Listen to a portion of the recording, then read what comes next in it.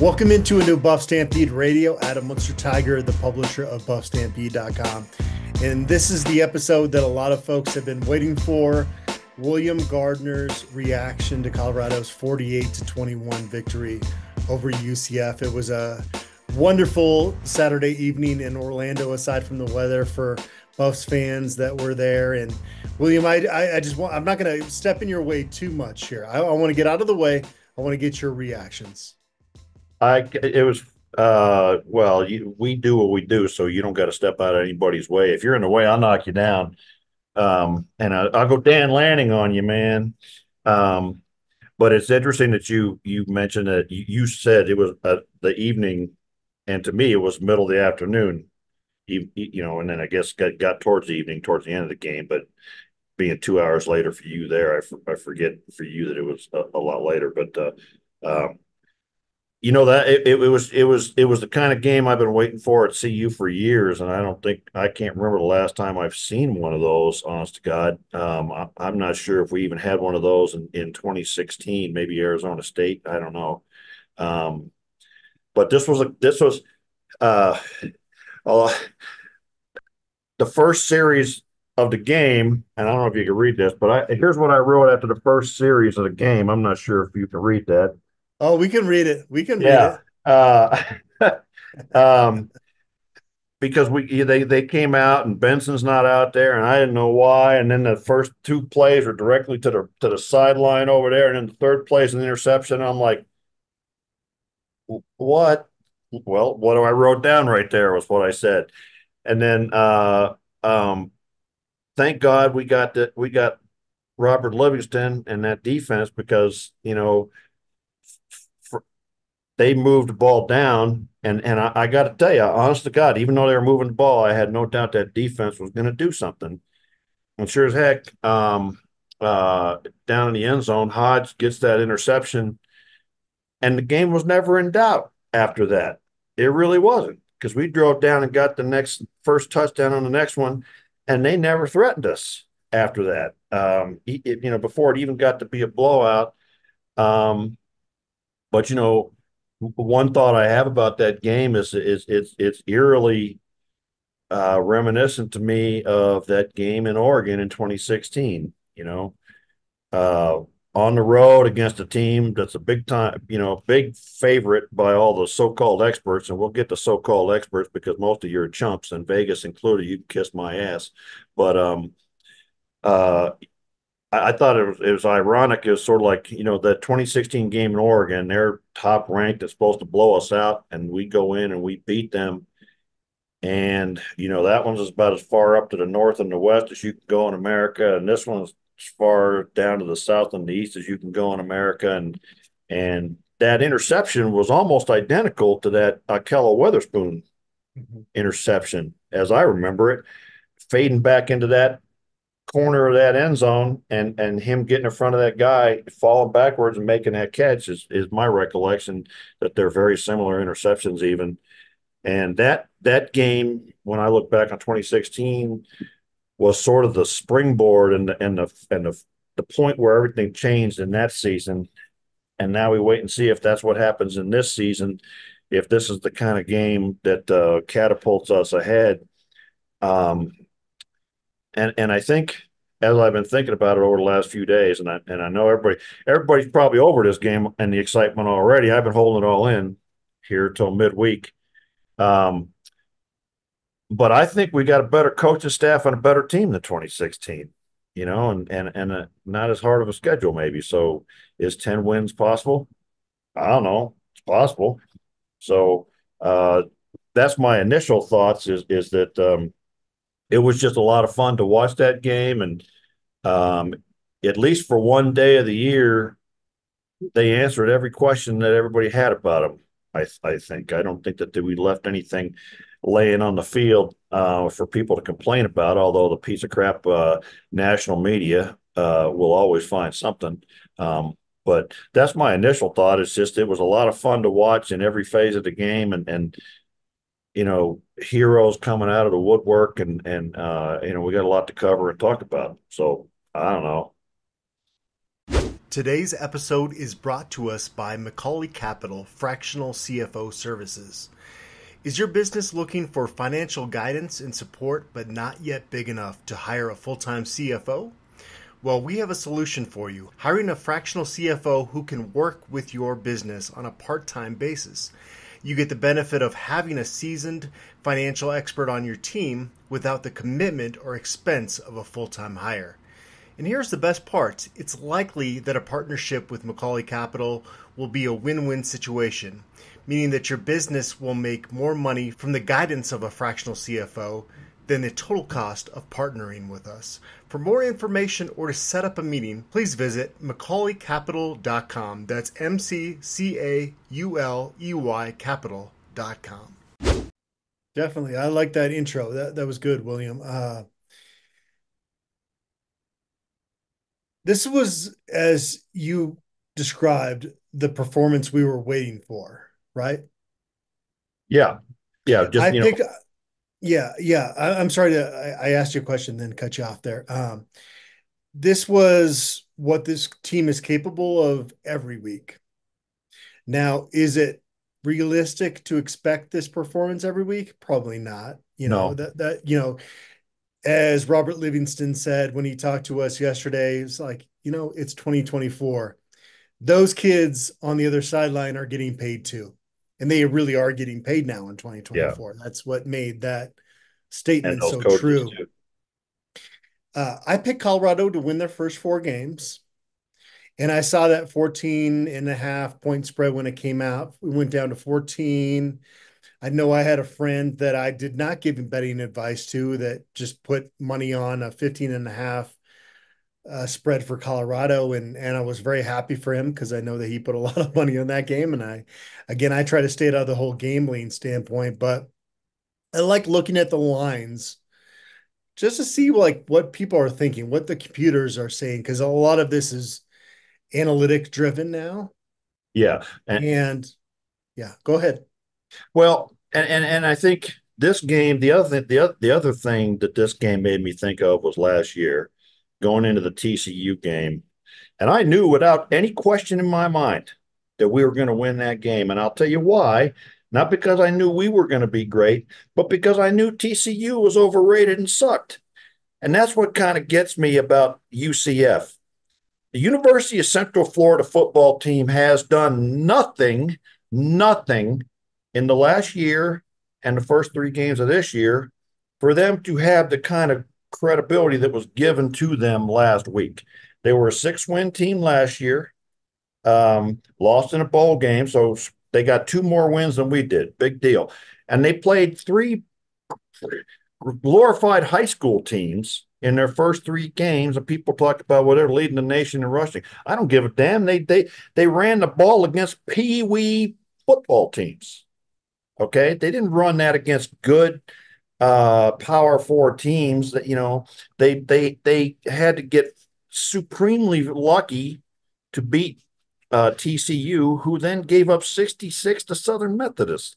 At some point, people have to look at what the other team has actually done and get away from the idiots in Vegas who are not trying to tell you who's a better football team. They're trying to move money one way or the other. So I'm sick to the death of people saying, well, Vegas knows. Vegas doesn't know shit, man. Okay? Vegas wants to take your money, okay? And they're bookies, and that's what they do. So people can look at the Vegas line all they want, and sometimes they're right and sometimes they're wrong, but sometimes you got to look at the opposing team and ask yourself, what the hell has this team done? Gus Malzahn's a good coach, but he's never been any kind of a miracle worker. And he's been there 3 or 4 years. So they're in that, what they did last year is what they're going to do this year. And there wasn't anybody on that team that, to me, was somebody that you're scared about or worried about. And then one last thing, and I'll get off of this particular soapbox and move on to another one. But bounce house. I don't give a damn about the bounce house. I don't even know why they call it that, to be honest with you. But that everybody talking, oh, it's such a hard place to play. Second week of the season, we went into Lincoln, man, and say what you will about the cornholers, and I hate all their guts. And if any of them out there, here's what I look like, come up and say something, we'll dance. But there ain't many tougher places to go into than Lincoln when they hate your ever loving guts. Okay. And I've been there several times under those circumstances. Damn near had to fight my way out a few times. I know that's hard to believe. Peace loving, gentle, kind me. But you cannot look me in the eye with any kind of credibility and tell me that our team, after what they went through in Lincoln, is going to be intimidated by a bunch of people in Florida when half the damn team's from Florida. I never understood all the hype about UCF or the bounce house or any of that garbage. And maybe I'm not smart enough to keep up with the analytics or whatever, but I just didn't understand why people thought this was going to be a tough game to begin with.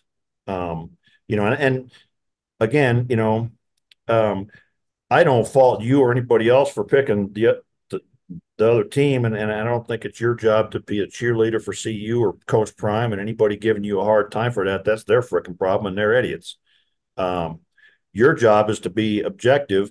My job is to, get on here and be the one that foams at the mouth. Your job is to report the actual information and be a professional journalist. Ain't nothing professional about me. That's what my role is here, I guess. Well, no, that's good stuff, William. And I want to try to respond to some of this in terms of, and then I'll get out of your way and let you talk about the next topic. But the bounce house, having been at Nebraska where everything was on 100, being at CSU where everything was on 100, and being at UCF where everything was on 100 in terms of these road games and the road crowd and the fans building up this excitement, this hype going against the Colorado Buffaloes. It's great that Colorado went against Nebraska first in the sense that, in the sense that there was nothing ever that was going to match that again this year. Right. There just was not. And you, that was you've been in Nebraska and that stadium, they even got those little areas that were they're like in baseball dugouts right along those. It's crazy. It was insane. Yeah. That is the loudest crowd. I did an interview with the Prime documentary crew that were out there in Lincoln, and they said that like they had to put ear blockers in their ears because it was so loud. Yeah. They were getting headaches. So credit to Nebraska for that. I think we all hate Nebraska with a passion. Before I even covered CU, was a staunch Huskers hater. And I came on to this video, William, with you with a salmon polo because it's 90 degrees. It's 90 degrees in Colorado today.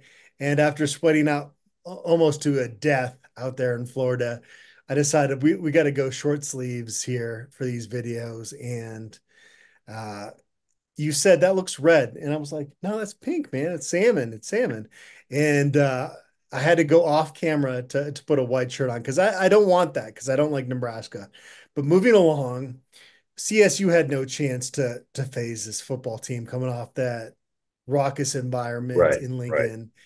And UCF, the reason it's called a bounce house is because stuff shakes around there, man. Like I'm telling you, early in the game, our press box, which is 6 floors up, was going back and forth. Really? Okay. And I have my binoculars out, and I'm trying to watch certain things, and I can't watch it because my hands are moving so much. So that's why, more so than like actual, like, you do the like crowd noise rating sometimes on the big screen.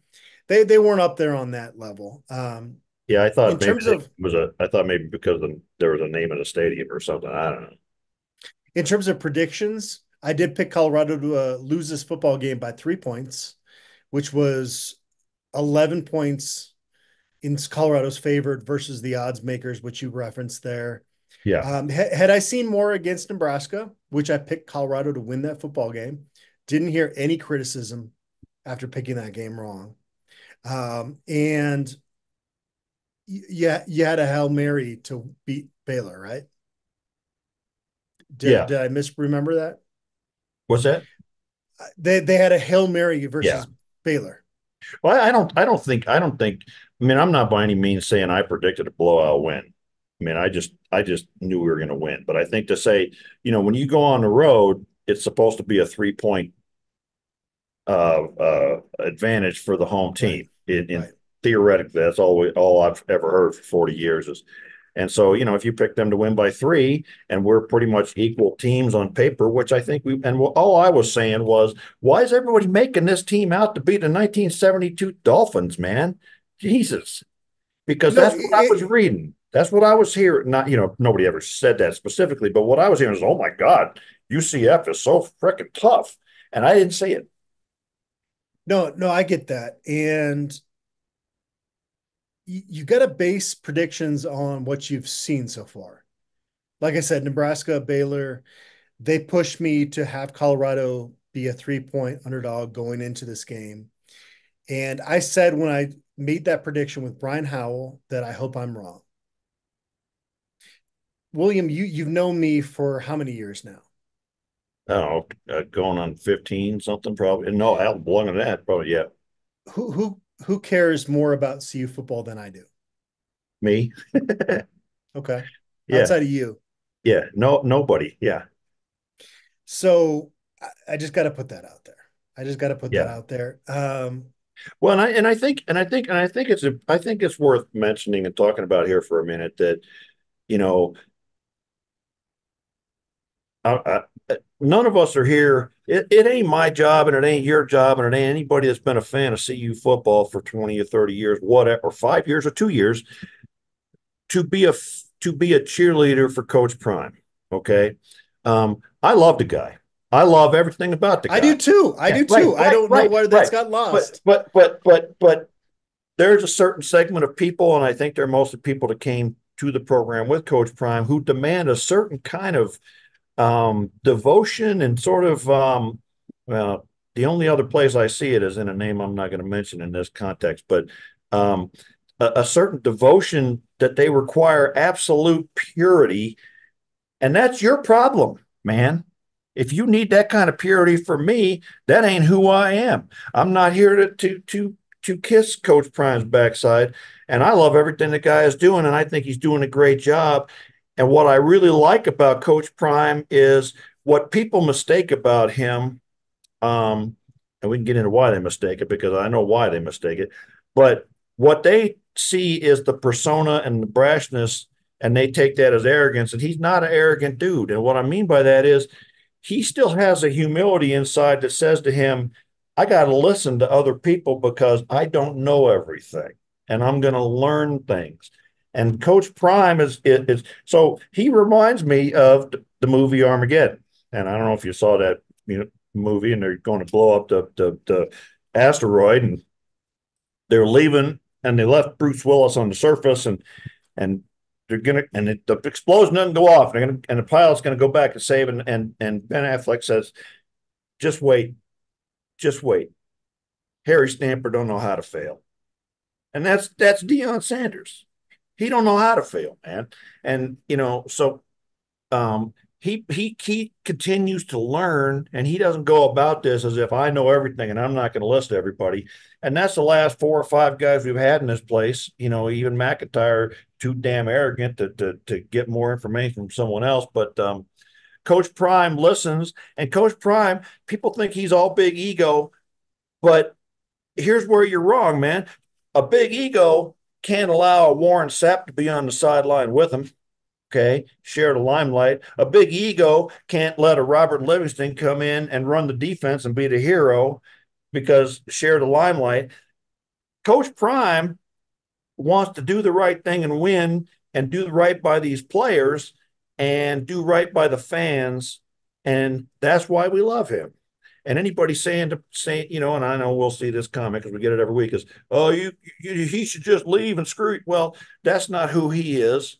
And that's not what he's going to do. He's going to stay here and build something, and we're all going to be right there with him and support him and behind him, and the national media is going to go after him. And as he and others have said, many of them want us to fail, and they want him to fail.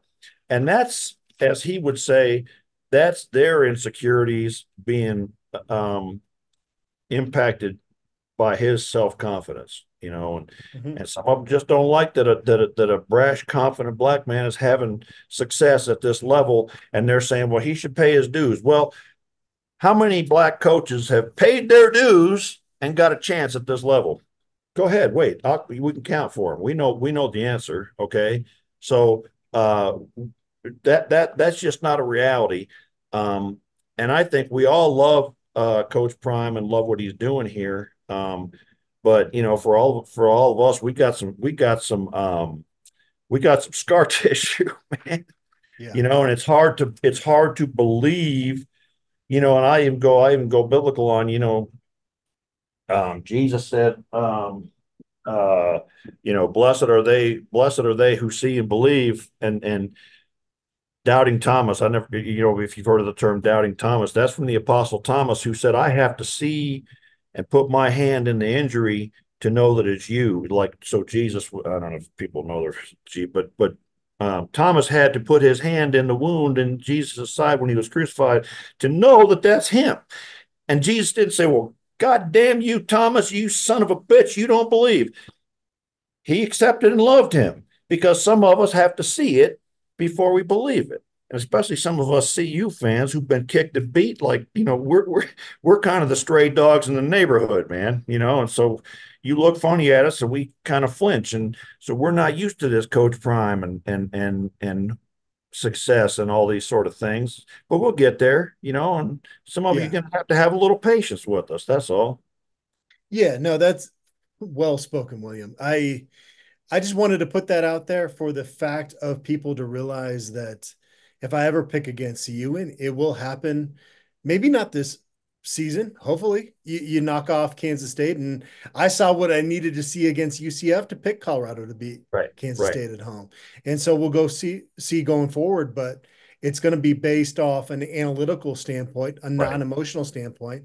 But the folks that are criticizing me don't see my heart and what I'm feeling during these football games. And so I have to put that in my own perspective of like, they don't know me that well. There's a lot of CU fans Right. that are new to this mix and don't realize some of the things I've done really to benefit Colorado football from a behind the scenes, on the scenes standpoint. The last 20 years, I put a lot of sweat equity into this deal. And so that's why I get a little bit sensitive when folks think that I have an ulterior motive or am not on board, because I have debated folks nationally, locally about Coach Yeah. Prime and just put them in their place. And then you pick one game where they go as a loser, and then everybody thinks you're a hater. And it's like, man, like, y'all are not paying attention, or you just want to have that opinion. And if you want to have Yeah. that opinion, that's fine. I'm going Right. to get off this point and let's get into the Well, battle of well, the I think, yeah. Black Just Go just ahead. real quick, let me wrap this up and we'll move on and talk about some Yeah. football, because that's what people like. But Yeah. anybody uses the word hater for either one of us is an idiot. Okay, there ain't a hater bone.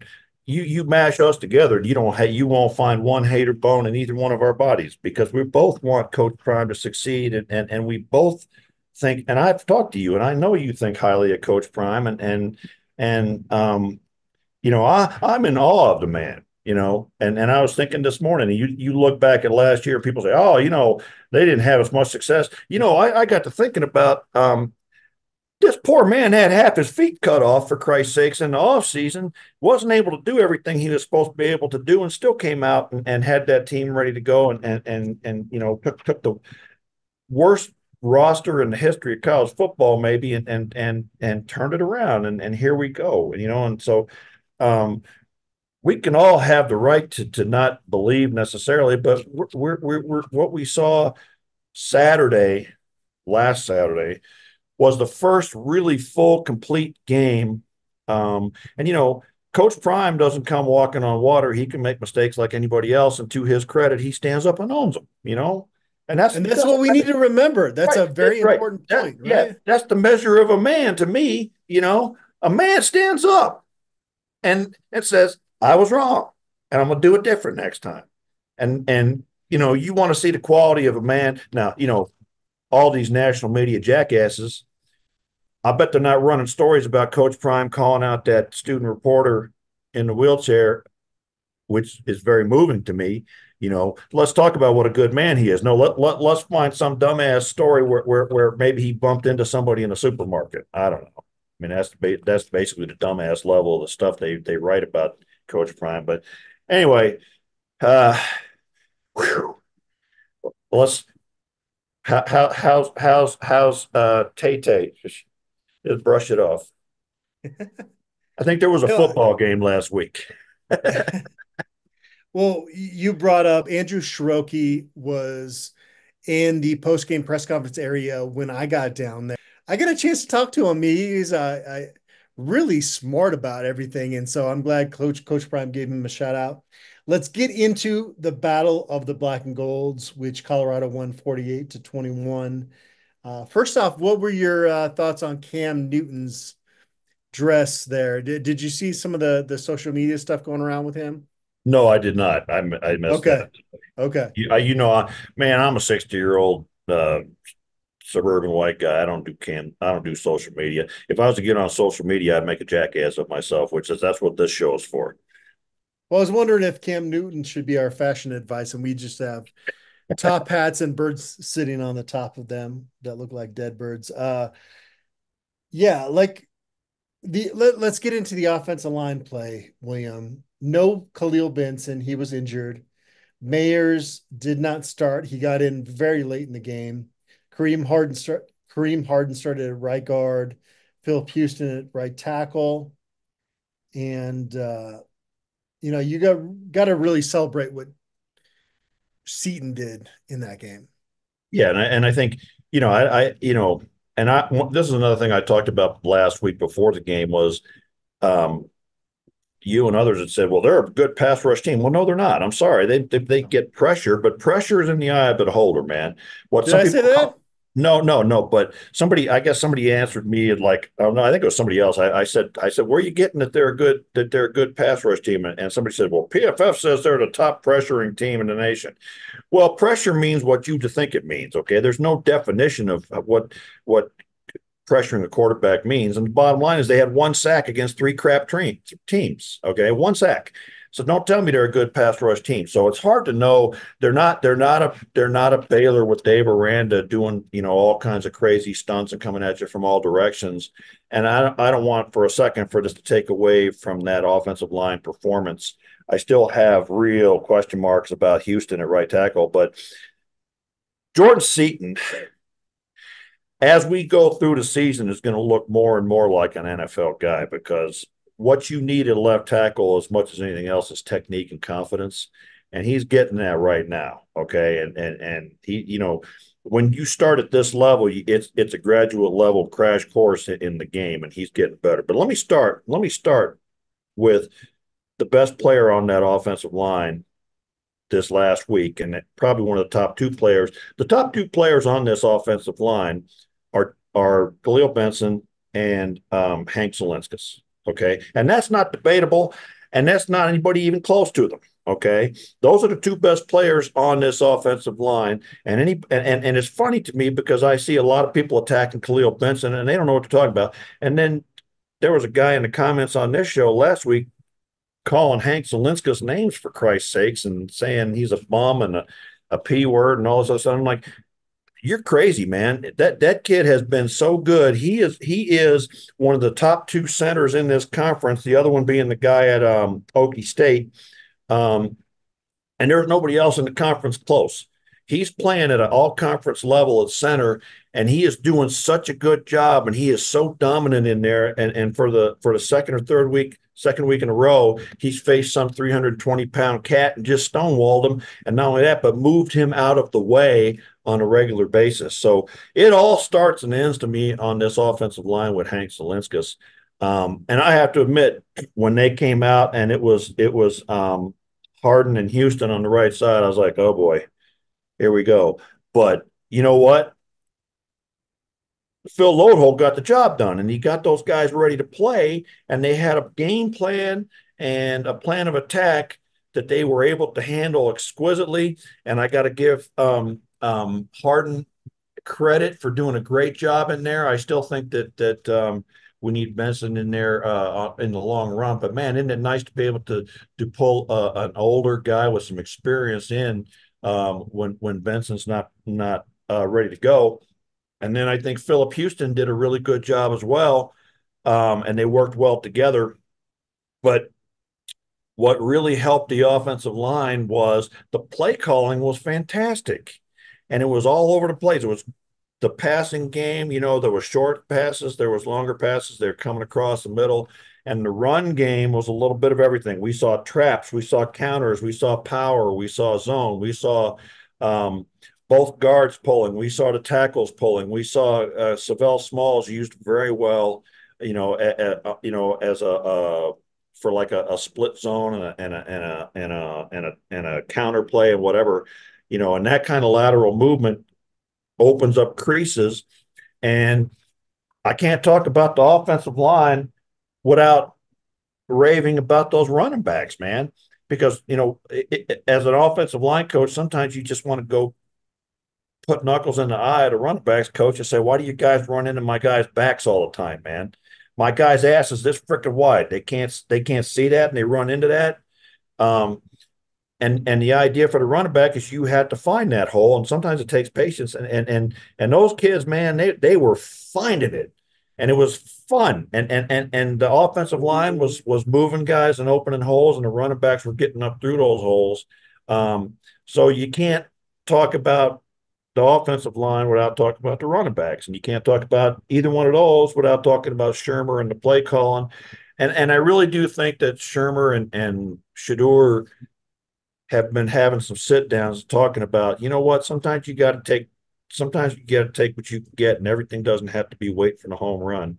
Because I think that played into it a lot. That, I think in the previous two games, there were several situations where Shador had somebody for 5 yards, but he waited to try to get the guy for 15 or 20. And I think Shermer probably said, you know what?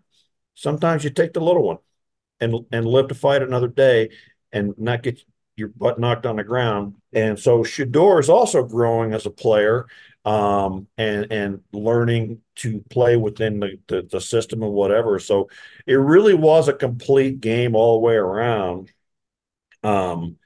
And I'm very excited about that offensive line. I really would like, what does Loadholt do moving forward? I'm not convinced Houston is the answer or right tackle. I think Phil or Benson would be better out there, but we'll see. Is Benson get better at guard though than tackle? What's that? Is Benson better at guard than tackle from what you've seen? I think he's fine at either one. I think when he came in against Baylor late in the game, and well, it wasn't late in the game. It was halfway through the third quarter and played a quarter and a half out there at right tackle. He was just fine, and that was against a team that was coming at him. And I think you get him out there and you keep working. I'm gonna tell you right now. I'm gonna put this on the record that Khalil Benson will play all 5 spots in the NFL, not as a starter regular. But what, you only got a certain amount of spots on your roster, so you look for guys who, like, you can look for a lineman that could play all 5 spots to be your utility lineman, right? I think he could play tackle or guard in the NFL. So I think Houston just gets pushed too much, and I have concerns about him facing a bull rush and that kind of thing. But that's where Phil Lodeholt's got to earn his money, because sometimes you got to make those hard decisions. I'm a little surprised, that they seem to have lost faith in Mayers at this point, but we'll see what happens as we go down the road. But I just want to see Khalil Benson out there. We need him out there for his skills, but also for his mentality. But I just think I'm very excited about. They must have had, and I'm sure they did, have conversations in game planning amongst the coaching staff about, let's help out this offensive line with our play calling or whatever, because they certainly were doing a very different approach to attacking UCF. And so that's a good point moving forward, I think.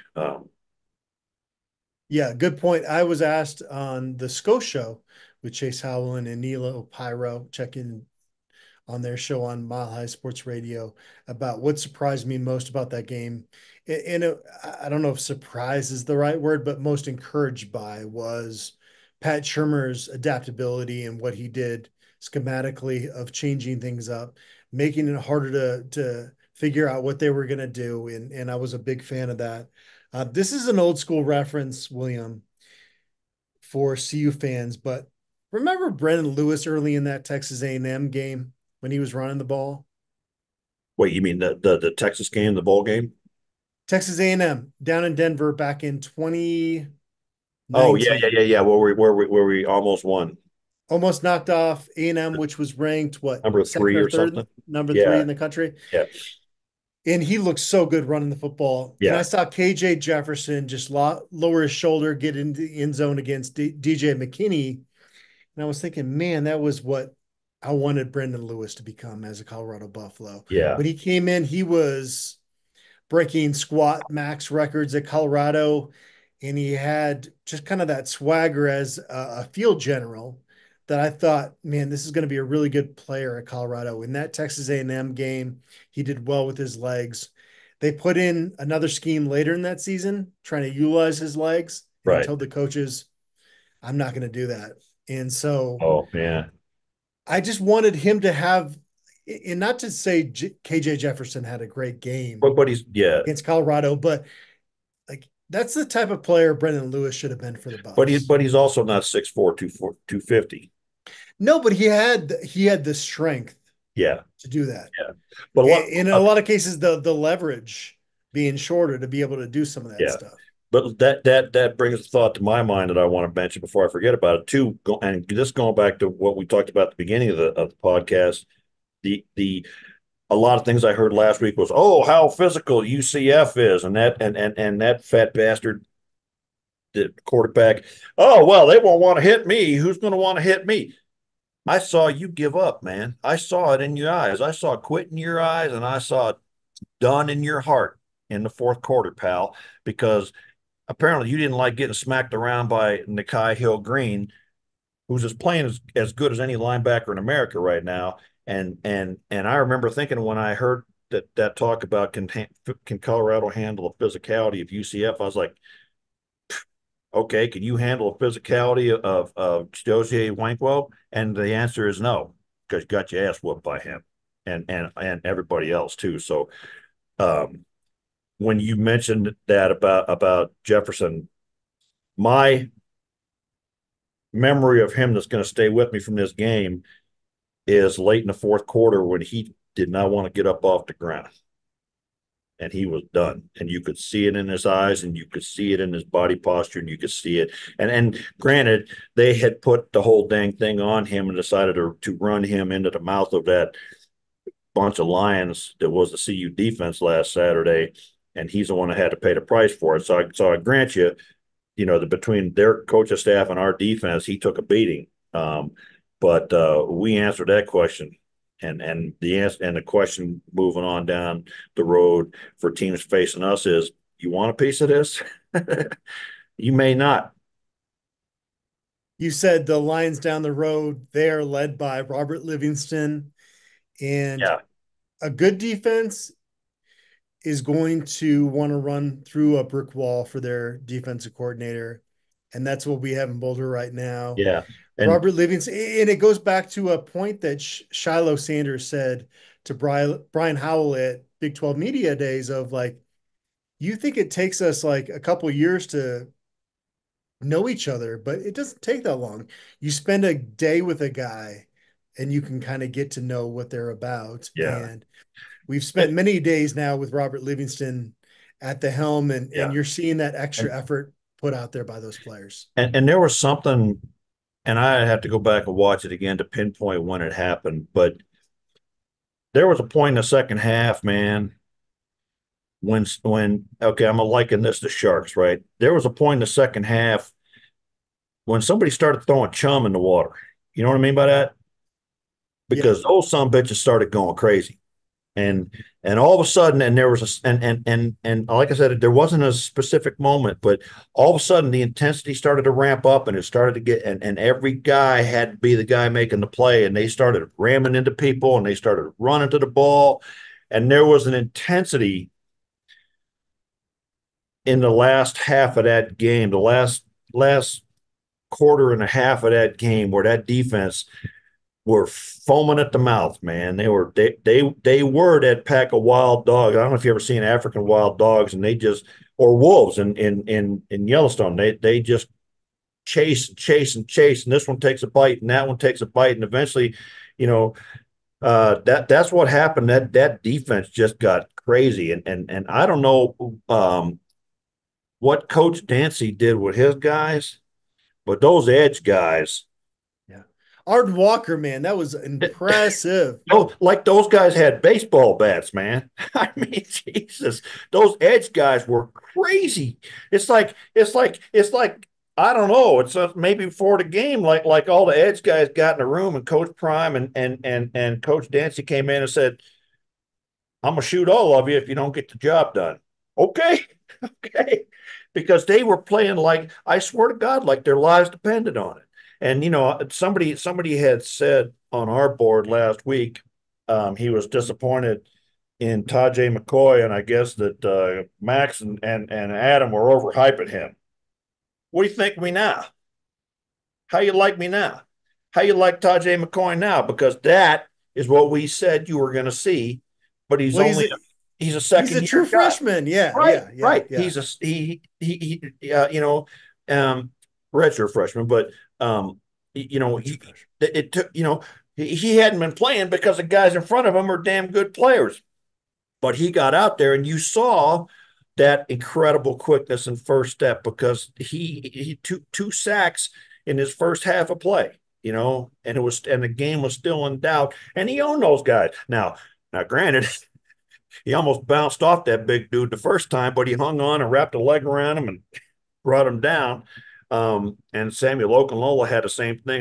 Samuel Okunlola had to cross his legs, and I mean, as a dude, that dude was a load to bring down, and I give him credit for that. But those edge guys were crazy, man. That to me is the beauty of football, is watching those guys run like lions, and like the pack of lions bringing down the wildebeest, and they all want to jump on its back. Yeah. My favorite redemption moment in that football game was Yeah, I Will hear it. Sherman's Yeah, touchdown catch. and I was gonna say, man, some fat dumbass on this show last week said he wasn't living up to expectations. That was me, and I was wrong. I mean, he wasn't. I mean, he wasn't.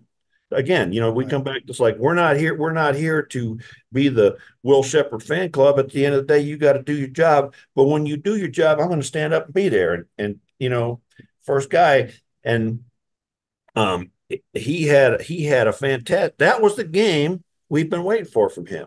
And I'll tell you, that long touchdown pass. There's several things go into that. First of all, that pass was possible because of the run game. Okay, he got single coverage down the middle because they had to account for the run game. Okay, and then he made something out of it. Like somebody was talking about. It might have been on the game telecast or something. One of the coaches was talking about on offense. I think maybe it might have been Shermer. I don't know. So I talk about at some point your skill guys got to win one-on-one. Okay. Not every time, because the other times out there but at some point your game plan is to put your skill guys out there, and they got to win sometimes, man. Man, Will Shepherd just punked that dude, man. He just went up and said, "I'm going to get this thing."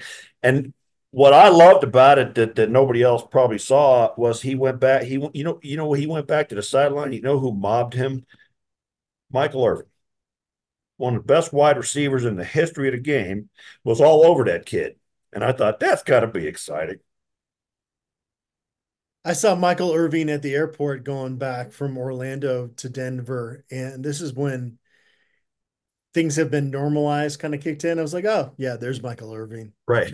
Ho ho hum. Yeah. Just right. another day covering the Right. Colorado Right. Buffaloes, going to the airport. You're gonna Right. see these people. Yeah. It's crazy. It really is.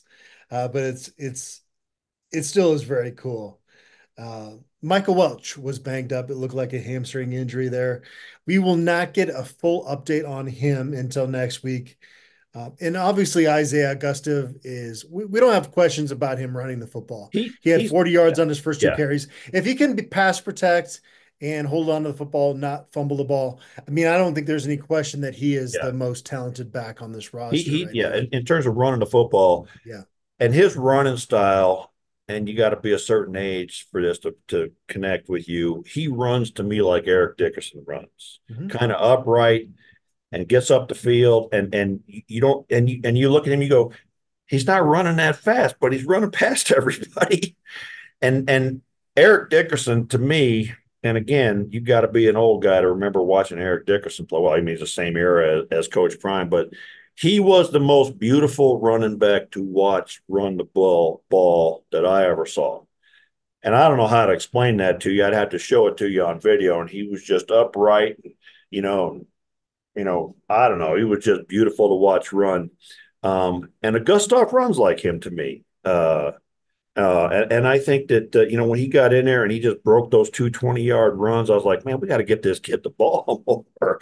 But it also speaks to me that, like, we pound him with Hayden, and when we pound him with Welch, and then Welch gets a little banged up, and we bring in a third guy, and they're like, they got hey, man, they got free agents in the back that could just pull off guys off the robot line, because their defense had to be getting tired, and he comes in and he just gashed them. So that was exciting to see that kind of depth. It was exciting to see Arden Walker and Tajay McCoy, as you mentioned, come in, and like, they're the backups, man. They don't even play, and they come in and just ate that team alive. So it was fun. It was fun to watch. Some of those defensive linemen. Nwankwo was awesome and awesome. I mean, they didn't move him, and they double teamed him every damn play. They didn't move him so much as an inch combined the whole damn game. And you can do a lot of things as a defensive coordinator when they can't move your defensive line. You can look real damn smart. And you've got corners that can play press Right, man. right, right, right. Because now this is what allows, and we haven't even got to. And I'm going to say this, and it's not an accurate statement, but it's how I feel. The best player on that damn defense is Nakai Hill-Green. Now, clearly, the best player on that defense is Travis Hunter. Okay, but man, I hadn't seen linebacker play like that in a long time. A long time. I mean, not only does he get to the right place and he has great technique and he avoids block, but man, he thumped the hell out of you. And we were having a debate on the board of who he reminded us of. And to me, I had to go back to like Ted Johnson and Barry Remington and Butkus winner, Bronco Scout. Matty Russell. To remember, Eric McCarty was that kind of a linebacker, old school, come up and hit you in the mouth linebackers, man. Watching him play was just enjoyable, man. There was a few plays I just ran him back a few times just to watch him knock the snot out of some idiot. And it's just fun. It was fun. It was fun to see Wester's brother get a lot of playing time and do well out there. I think that bodes well for the future, especially given some of the other developments at that position with redshirting and such. But I was just kind of thinking, I was going down the list. Savell Smalls had a great game, both as a blocker and for the third straight game, he got a first down catch. When you got a guy who can get you a first down every game, it may not sound like a lot, but it means something to the quarterback, because now I can count on you. Yeah. So sooner or later in the game, I'm going to be in a bind and I'll look for you. Right. And so 3 games in a row, we've got a first down catch out of Savell Smalls, I'm just going down our eligibility list, and I can't keep going. Shane Cokes had quietly had a great game, his first fumble as a Buff. Yeah. Right. Yeah. And he put a helmet right on that thing. And then watching Cameron run that thing back, man, it's like he's like that was just a lot of fun and exciting. And there is so much talent on this team. It's just nuts, and McKinney and Preston Hodge would be the top cornerbacks by far in any other team. And was there a more fun moment that you've had as a CU Buff in a long time than watching Travis Hunter strike the pose in the end zone? No, that was And the you, moments that everybody needed to like just stamp it that he right, is going to New York right, as long as he stays healthy. yeah, and that play he made on that play was crazy. That's like the third time I can remember in the last year and a half that he's covering somebody else and crossed over to pick off a ball thrown to another guy entirely. I mean, Yeah, nobody. people were upset. They thought that they let the wheel route, I think it was, that went by him, and it was like the first time that Travis Hunter guesses wrong on a play will be the Right, first time. right, and he doesn't guess because he's looking at it. His eyes Yeah, are on yeah, that yeah. quarterback. He knows where that ball's going, and it's not just it. I mean, he's got such a conglomeration of, that's a dumb word, but a group. I don't know what the right word I'm looking for, but so many different skills. It's not just his body control, it's his brain, and he sees. He's looking back and he sees where that quarterback's going to go with the ball, and that's where he starts to break on it. Um, but he's just so much fun. Um, you know, so I'm just going down this list, and I keep seeing guys that did great things, and it's just so much fun and so exciting to look at that. And I guess maybe at some point we need to talk about where does this put us for the season and moving forward. But I think you know uh, this has to make people feel pretty damn good about where we're headed this year. There's no team left on this schedule that we can't beat, which is not to say that we will, but don't you feel like after a game like that, anything's possible? If they can build off what happened at UCF, I think Yeah, Colorado is the front runner to win the Big 12 conference this year. I yeah, picked them to go 8-4. You picked them to go 9-3, if memory serves. yeah, yeah, And this is what we've been waiting for. Like you can get mad if somebody for making a prediction, but like we needed to see right. them put it together in a football game for us to feel like this is where the trajectory of the program is going. And we have that now, but you got to keep it going. And I Yeah, think they yeah, will. I think it's such a different squad. I said, and I think we talked about this together, was that this isn't going to be out the gates and be a finished product. That right, this was going to be a football product, a football team, especially when you look at the offensive line, that's going to get better as the season goes along. You right. get into week 10, 11, 12. That's when your depth really shows up. And that's what's impressed me, Yeah, maybe more so than anything outside of Robert Livingston this season so yeah. far. And I want to talk about the coaching staff first, but then I want to go back to the offensive line and talk about something else. But we talked before the season, the big question mark for both of us was coaching staff, man. Defensive coordinator's never done the job. The offensive coordinator's got question marks. The offensive line coach has never done the job. Warren Sapp is an all pro, but he's never actually coached before, and there was lots of question marks about how well they would do their jobs. And I think, at least 5 games into the season, the questions are getting answered in a positive way. Because what I'm seeing, good coaching is always really best characterized by improvement week to week.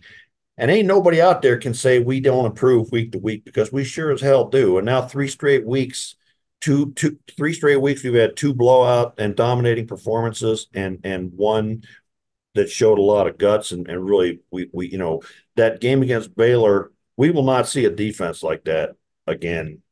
In terms of what Dave Aranda can do in terms of dealing the cards on you.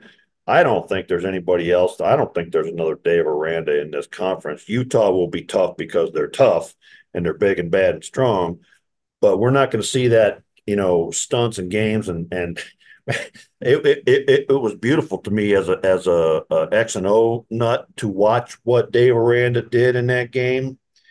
I don't think it was really beautiful to Shermer very much. But Yeah. it was exciting to watch. And our questions before the season were not about the talent on this team, but about the coaching on this team. And I think we're getting some good answers to those questions. And I quite frankly don't have any question marks about the coaching at this point right now. And even the biggest question mark was special teams after the Baylor game. And man, they got that shored up. Got that fixed. And you know, let me get on another little soapbox and say, some of you clowns better lay off my little fat Mexican friend because he's the first kicker I ever liked. Okay. So back off. I'm gonna have to come after you if you keep talking bad about Mata. So just had to make that public service announcement. What's going on there? Who's hating on Alejandro Mata? They're the usual people. He doesn't have range. He doesn't kick the ball high enough, blah, blah, blah, whatever. But anyway, let me go back real quick to the offensive line. And you mentioned about this team's going to get better as the season goes on. And that's going to happen even more so on the offensive line. Uh, First of all, because two or three of those guys actually like Seaton's never played at this level until this year, obviously. And so he's going to get better as the season goes on. Tyler Brown, as long as he's been in college, has never played at this level until this season. So he's going to get better as the season goes along. Hank Zielinskis says, he hadn't even started 10 games yet. So he's only going to get better as the season goes on. And then the other thing about an offensive line is the longer you play together with the same guys, the more cohesive they get, the more they understand each other, the more they get better at their combo blocks and things like that. So like for example, you do a combo block and let's say the guard and the center are going to double team a guy. And at some point you want that guard to climb up to the next level. And so it becomes a feel. So the center comes in and he's blocking it and the guard doesn't go until he can feel that center against him and know that he has that full block. And it takes time for guys playing together to get that feel for each other. So that'll get better. Decisions to make on that right-hand side. We'll see if Houston's the guy or not. But like you said, I think a lot of things are just going to continue to improve as the season goes along with this team, and there's enough depth there that we can pick up. And I think having this particular bye week right before Kansas State gets us healthy, and as long as we don't lose our focus, and I don't think we will, should really help us against Kansas State. And look, we go out there and beat Kansas State. I think we should swap spots with them, and we should wind up in the top 20, and they drop out. But who knows? We'll see. We spend so much time talking about the improved trenches that we've seen this fall. And I got to say, and we focus so much on Travis Hunter too. I got to say, there was a first down picked up by Horn on the outside and that touchdown by Wester where their elite speed is just on display. And Yeah. it is one of those things where I hope folks can appreciate how elite some of that stuff is, because you could see the defenders that have like this angle. They think they do. They think they are used to this angle because they have been going in practice against certain guys. And then a Wester or a Horn will just completely shatter their expectations for what a human is capable of. Well, and that shovel pass to Wester was a beautiful call, man. I don't know where they've been holding that, but that was a gorgeous call down on the goal line, and that ain't the last time we'll see it or something like it. But that's just a great way to get your playmaker out there to do exactly what you're talking about, And if you're a good offensive coordinator, you want to get the like Shermer said, you got to get the ball into your skill players and let them beat guys one-on-one. So both of those were just super exciting and fun. We saw a little bit of in that first game where we throw those quick passes to Horn and Wester to the flats, and they would beat those guys to the sidelines, get 8 or 9 yards. So that kind of speed it is just impossible to cover. So that's exciting, and I think that Shermer's starting to have a better grasp of what his guys can do. And the other thing, he's switching to the other side of the ball. It was fun for our pass rush to finally get home and get 5 sacks in this game, and that wasn't the measure. The pass rush was even more intense than that. There was a lot of times they didn't get to the guy, but McNeil, Amari McNeil got one, Nakai Hill Green got one, Okunlola got one, McCoy got 2. So that's a lot of fun. But the other thing about that defensive line, and we've sort of touched on it, is the success and the stoutness of that group, whether it's the first group of Wenko and Cokes, or I think it was we saw a lot of BJ Green, but we also saw Barnes and Thomas, I think, and Rand Buell, and those guys holding that line and taking up blockers allows uh, Hill Green and Bentley and Brendan Gant and Jalen Wester to flow and run and run to the ball. So, one guy that didn't get a lot of headline, and his name called BJ Green, was absolutely dominant in the run game. And people may think this is funny, but that's how he's going to earn his position in the NFL, because they're going to look at him and say he's undersized. Can he stand up in the run game? And so being able to prove that he can at this point is going to help him make his case for the NFL. And I got to tell you, Sammy Okunlola, Sammy Sachs, as he has been as quietly dominant this year as anybody out there. And I don't think people really quite understand exactly all the things he's doing in this defense. But Coach Dancy's team group, in my view, is absolutely living up to all the hype we gave them in the preseason. Yeah. It's always good when you spend all this offseason time talking about guys and you're seeing what they're doing, but they're doing it against each other. And so you never know with 100% certainty until they start going against other Right. teams. And then when it shows itself like against a UCF, that is a joy as a Colorado supporter, but also just as somebody that was looking at this stuff all off season and feeling like, okay, I wasn't completely out of my mind and blowing some of these guys up, in terms of my expectations. Because like sometimes I'm sorry, go ahead. No, you're good. Go ahead. Sometimes in these early games, I'm out there like, God, man, you guys are making me look stupid, man. I've been touting you and talking your praises, and you ain't getting it done. And now all of a sudden they step up and do it. And you again reminded me of the comment of last season of, will CU's defense be able to handle the physicality of UCF's offensive line? I'd like to know who was the jackass making that statement, and what are you thinking today, pal? Because uh, our defensive line beat their backsides, just put them over the knee and paddled them. And there was one point where the color play-by-play guy or the color guy in the TV said, you know what? If this Colorado team can run the ball regularly like this, a lot of Big 12 coaches are going to lose a lot of sleep. And that is for sure. Yeah. Last note that I had that we haven't touched on, you did a great job with all of your notes and kind of touching on a lot of mine. But the last thing here, William, is that I think of when a basketball team has a blowout victory and you get those walk-ons on the floor, how much goodwill that provides for the locker room. And I looked out there on those last few moments of that game and I saw guys that we have not seen play for Colorado before getting their reps, and to be able to get out there in a win on the road in, I wouldn't say a hostile environment. I would say it was a tougher environment because of the weather, especially if you're not from that part of the country and used to it. And you saw guys like Peyton Kirkland out there, and even Ben Resnick was out there on the offensive line. And I think that is so helpful for a locker room going forward. When guys get out there, it was on both sides of the ball. I would spend the next 10 minutes mentioning all the guys that got out there, but it was really pretty much the whole roster that traveled with them got a chance to get out there. Right.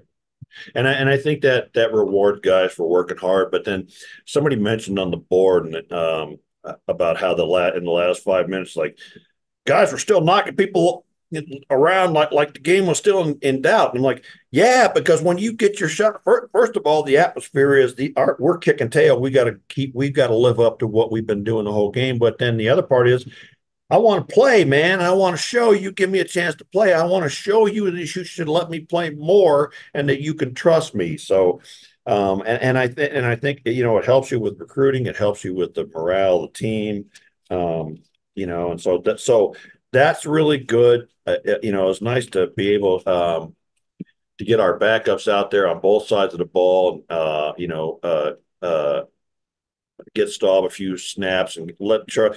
Okay, and I don't mean to be mean about this, but Charlie got a first down to end the game. yeah, right. And he looked good, and like that's Yeah. where he should be playing.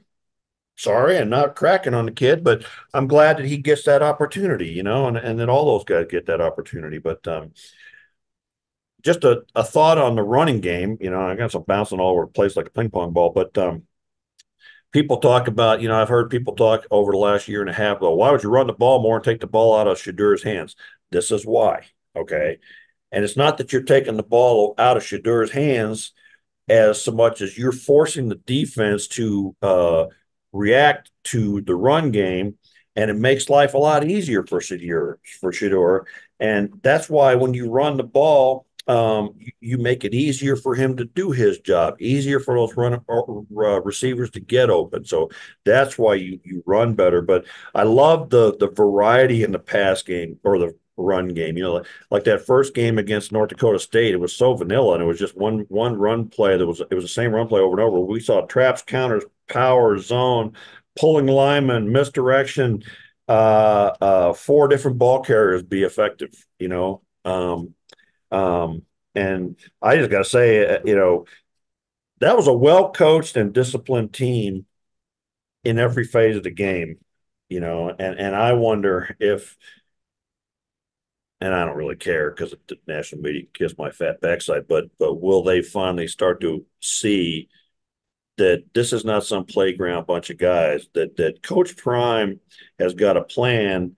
And, one of the things I think that's being missed on the national level about this team is we got the highest GPA we've ever had. We have no problems off the field. We have no problems on the field. It's a disciplined team. And now from that game, you see that we're physical, we're disciplined. We are getting better in every phase of the game. I am seeing technique and fundamentals, and we understand the game flow. We're just doing all those little things that tell me that we are a well-coached team. So, is the national media going to continue to make up stupid stories and lies about Coach Prime's laundry or whatever the hell kind of stupidity they're dealing with? Or, how many more games like this will it take before they start to take us seriously and take Coach Prime seriously? They are starting to. Even Paul Feinbaum is said that he's wiping the egg off his face, and so that is happening already. But you got to keep going. There's 7 games left in the season, yeah, right. and I'm very excited for this bye week. And this bye week, William, provides you and I an opportunity to get up to Loveland High to watch Zane DeSouza, a 2025 recruit that is a tight end commit, but man, this kid looks like an offensive tackle in the future. So Yeah, I'm anxious to get up there and with that'll be you fun. Yeah. and do that together. And then I think this coming Sunday, we're going to do a kind of a mid-season ish type podcast. So Yeah, and I think that'll be fun. We'll kind of look back at what we said before the season and who's lived up to those expectations and who's exceeded them and come out of the woodwork. But you kind of commented about like we're 4-1, but 4-1 don't mean nothing, man. yeah. And quite frankly, I would be disappointed to be only a 6-win team. Now, as a longtime CU fan, all of us are kind of like get the 6 wins and we'll count the rest of it after that. But when you got 4 wins, you got to get more than 2 wins on the rest of the way in 7 games against the schedule we're facing. And, there will be downs. I don't think we're going to go through and win them all. We might. I don't know. I mean, I think we have the ability to do it, but, the odds are against that in any college football season because there's so many variables in there. But it reminds me, all the way back in the prehistoric dawn of time when I was in Marine Corps basic training. Um, uh, and no, it wasn't quite all the way back to the Revolutionary War, but maybe just the Civil War. But my drill instructor and I still remember this. All those years, he said, 1,000 attaboys is a pat on the back, good job. 1,000 attaboys go out the window with one shit.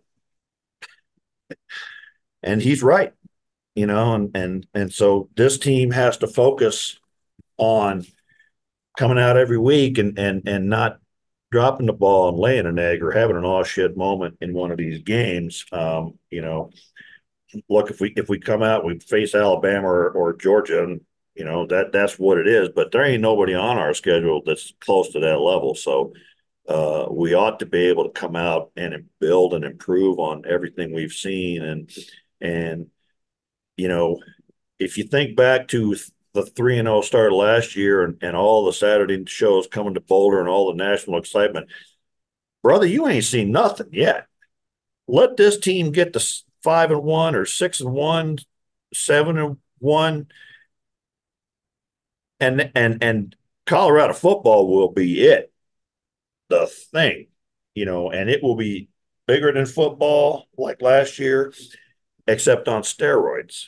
And I already see that it looks like it and I don't know if I'm allowed to say this online, but from what I've seen, we look like we got a good shot at flipping a big offensive tackle from Southern Cal. And that ain't going to be nothing compared to what you're going to see when this team gets 6 wins and such and gets a few more wins under their belt. And I think that the last 2 games are the 2 kinds of games that put rocket fuel into a team. Okay.